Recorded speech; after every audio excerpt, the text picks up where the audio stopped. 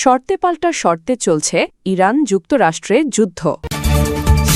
গাজায় ইসরায়েলি হামলায় কমিউনিটি কিচেনের ৩ কর্মীসহ নিহত ৮। মুসলিম দেশগুলোর মধ্যে বিভেদ তৈরির চেষ্টা করছে যুক্তরাষ্ট্র ইসরায়েল। পেজেশকিয়ানের ইউরেনিয়াম হস্তান্তর সহ ইরানকে ৫ শর্ত দিল যুক্তরাষ্ট্র। প্রিয় দর্শক, এবার জানিয়ে দেবা বিস্তারিত। তবে তার আগে আপনি যদি এই চ্যানেলে নতুন দর্শক হয়ে থাকেন তাহলে চ্যানেলটি সাবস্ক্রাইব করে দিবেন পরবর্তী সকল আপডেট নিউজ সবার আগে পেতে। এবং আপনি যদি নিরীহ ইরানিদের ভালোবাসেন তাহলে আই লাভ ইরান লিখে বিশ্ববাসীকে জানিয়ে দেবেন। এবার বিস্তারিত। ইরানকে কেন্দ্র করে কূটনৈতিক টানাপড়ন আরও জোরালো হচ্ছে। চলমান আলোচনা ও উত্তেজনা প্রশমনের প্রচেষ্টার মধ্যেই যুক্তরাষ্ট্র নতুন করে কঠোর অবস্থান নিয়েছে বলে জানা গেছে। তেহরানের দেওয়া শান্তি প্রস্তাবের জবাবে ওয়াশিংটন ৫ দফা শর্ত উপস্থাপন করেছে, যা দুই দেশের সম্পর্কে নতুন করে উত্তাপ ছড়িয়েছে। রবিবার ১৭ মে ইরানের আধা সরকারি ফার্স নিউজ এজেন্সির বরাতে আন্তর্জাতিক একাধিক গণমাধ্যম জানায়, যুক্তরাষ্ট্রের অন্যতম প্রধান দাবি হল ইরানের কাছে থাকা প্রায় ৪০০ কেজি সমৃদ্ধ ইউরেনিয়াম সরাসরি যুক্তরাষ্ট্রের কাছে হস্তান্তর করতে হবে। একই সঙ্গে ইরানের ওপর পূর্ববর্তী নিষেধাজ্ঞার কারণে সৃষ্ট আর্থিক ক্ষতির কোনো ধরনের ক্ষতিপূরণ দেওয়া হবে না বলেও স্পষ্ট অবস্থান জানানো হয়েছে।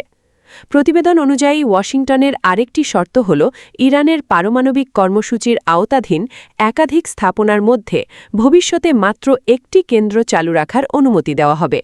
পাশাপাশি বিদেশে জব্দ থাকা ইরানের বৈদেশিক মুদ্রার রিজার্ভের অন্তত ২৫% অবমুক্ত করার দাবি কার্যত নাকচ করেছে মার্কিন প্রশাসন।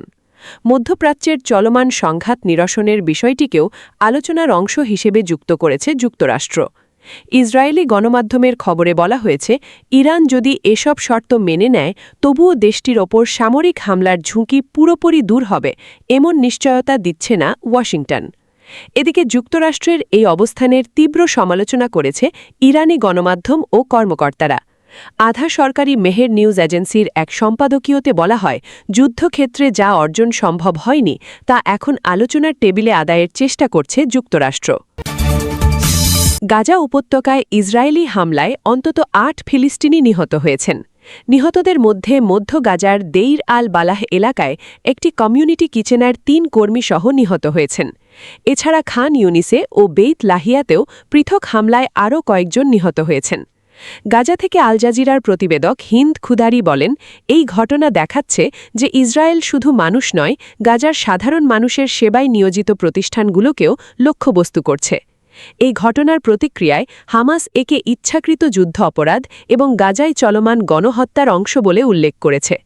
সংগঠনটি অভিযোগ করে, আন্তর্জাতিক সম্প্রদায়ের নীরবতা ইসরায়েলকে আরও হামলা চালাতে উৎসাহ দিচ্ছে।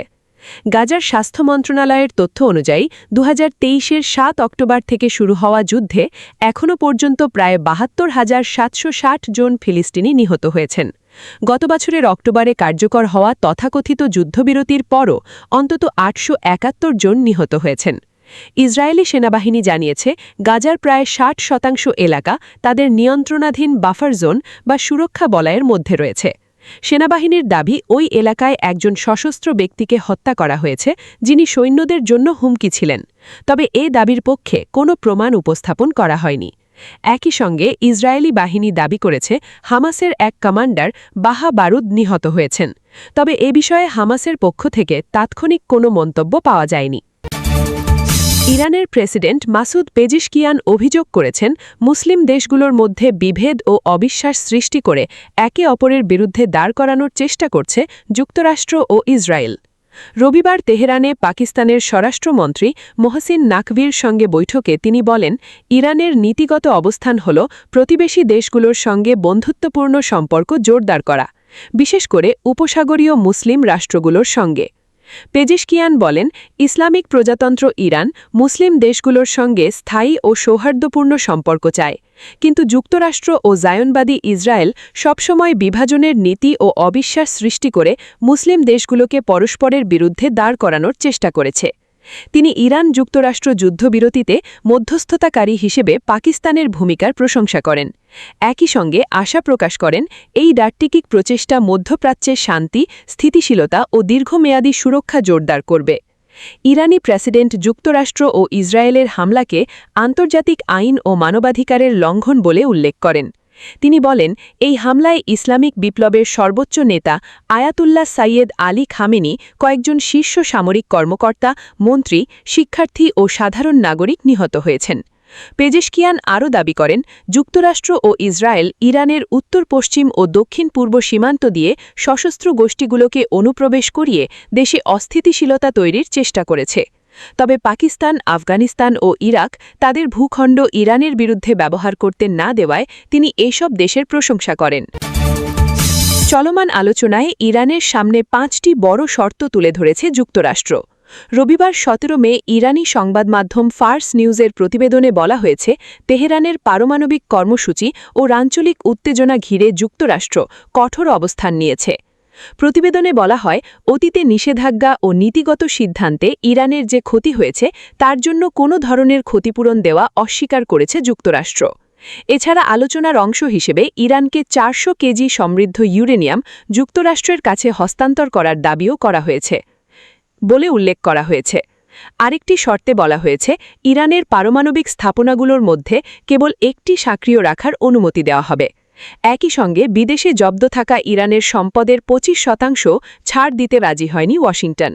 প্রতিবেদনে আরও বলা হয়, বিভিন্ন অঞ্চলের সংঘাত বন্ধের বিষয়টিকে আলোচনার অগ্রগতি ও সমাপ্তির সঙ্গে যুক্ত করেছে যুক্তরাষ্ট্র। এমনকি এসব শর্ত মানা হলেও ইরান ও ইসরায়েলের সামরিক হুমকি বহাল থাকবে বলেও দাবি করা হয়েছে। ইরানি সংবাদ মাধ্যমগুলো জানায়, যুদ্ধবন্ধে ইরানের প্রস্তাবের জবাবে যুক্তরাষ্ট্র কোনো বাস্তব ছাড় দেয়নি। মেহের নিউজ বলছে, যুদ্ধের মাধ্যমে যে ছাড় আদায় করতে পারেনি, আলোচনার মাধ্যমে সেটাই আদায়ের চেষ্টা করছে যুক্তরাষ্ট্র। এতে আলোচনা অচল অবস্থায় পড়বে। এদিকে যে কোনো আলোচনার আগে 5টি বিশ্বাস তৈরির শর্ত দিয়েছে তেহরান। এর মধ্যে রয়েছে সব ফ্রন্টে যুদ্ধ বন্ধ, বিশেষ করে লেবাননে ইরানের ওপর থেকে নিষেধাজ্ঞা প্রত্যাহার এবং জব্দকৃত ইরানি অর্থ ছাড়। ইরান আরও দাবি করেছে, যুদ্ধজনিত ক্ষতির ক্ষতিপূরণ দিতে হবে এবং বৈশ্বিক তেল পরিবহনের গুরুত্বপূর্ণ পথ হরমুজ প্রণালীর ওপর তাদের সার্বভৌমত্ব স্বীকৃতি দিতে হবে। এদিকে ইরানের পররাষ্ট্রমন্ত্রীর মুখপাত্র ইসমাইল বাগাই অভিযোগ করেছেন, সামরিক উদ্দেশ্য বাস্তবায়নের জন্য কূটনীতিকে আড়াল হিসেবে ব্যবহার করছে যুক্তরাষ্ট্র।